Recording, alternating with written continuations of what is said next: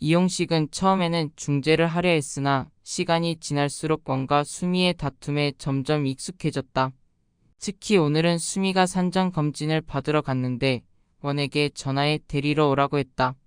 그러나 원혁은 친구의 생일 파티에서 술을 마시고 만취했다.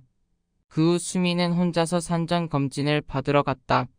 검진 결과를 가지고 집에 돌아온 수미와 우혁은 큰 소리로 말다툼을 했다. 수미는 울었고 이용식은 딸이 우는 모습을 보고 마음이 많이 아팠다.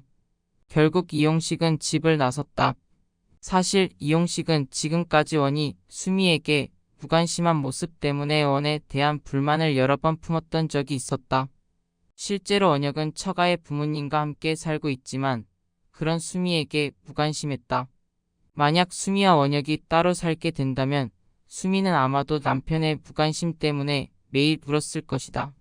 그래서 이용식은 원에게 후적부를 가져가라고 하며 만약 원이 친절하지 않고 변하지 않으면 더 이상 그를 사이로 여기지 않겠다고 상기시킨다.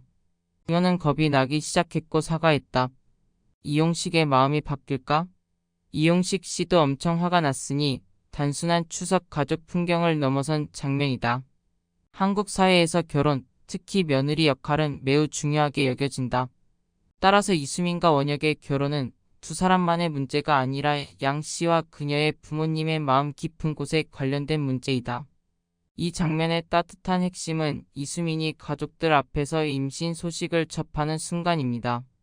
이제 이 장면이 왜 이렇게 감동적이고 사회적으로 중요한지 깊이 분석해 보겠습니다. 단순히 추석에 한복을 입고 양 씨와 그녀의 부모님을 방문하는 의식이 아닙니다. 사실 한복은 한국 전통에서 예의와 존경의 중요한 상징입니다. 이수민이 한복을 입고 부모님을 맞이한다는 사실은 부모님에 대한 존경을 나타내는 중요한 상징적 행위이며 가족의 유대감을 보여주는 것이기도 합니다. 현대 여성이지만 이수민은 전통을 존중하고 그 의미를 전수합니다. 이는 현대 여성의 독립과 역량을 상징하는 순간이기도 하며 전통적인 가족의 가치를 보존하는 것과도 관련이 있습니다. 임신은 한 사람의 기쁨일 뿐만 아니라 부양해야 할 가족에게는 완전한 축복이기도 합니다. 한국 사회에서 아이의 탄생은 가족에게 큰 의미를 지니며 특히 부모에게 더욱 중요합니다. 이수민은 초음파 검사를 받고 나서야 임신 사실을 알게 되었습니다. 사진을 공개한 부모의 감정적 반응은 단순한 기쁨이 아니라 가족으로서의 깊은 유대감을 나타내며 며느리로서의 자리까지 이어집니다. 원의 어머니가 이수민의 손을 꽉 잡고 며느리가 되어줘서 고맙다고 말하는 순간은 단순한 감사의 표현이 아니다. 오히려 이수민을 가족의 구성원으로 받아들이고 그녀의 역할에 대한 존중을 나타내는 감동적인 선언이다.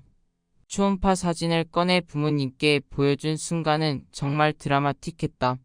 손주가 처음 나타나는 순간은 새로운 생명의 탄생을 목격하는 순간으로 온 가족에게 깊은 감동을 준다. 이는 단순한 추석 가족 모임을 넘어 사랑과 유대감을 보여주는 중요한 순간이다. 장면이었습니다.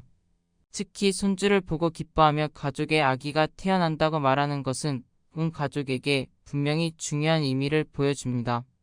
며느리는 공식적으로 새로운 가족 구성원으로 여겨지며 이수민의 임신은 이러한 개념을 확립하는 중요한 사건입니다. 이수민이 임신한 첫 아이는 원영과 그녀의 아이일 뿐만 아니라 양과 그녀의 부모의 아이이기도 합니다. 그들은 미래를 이어갈 가장 중요한 후계자입니다.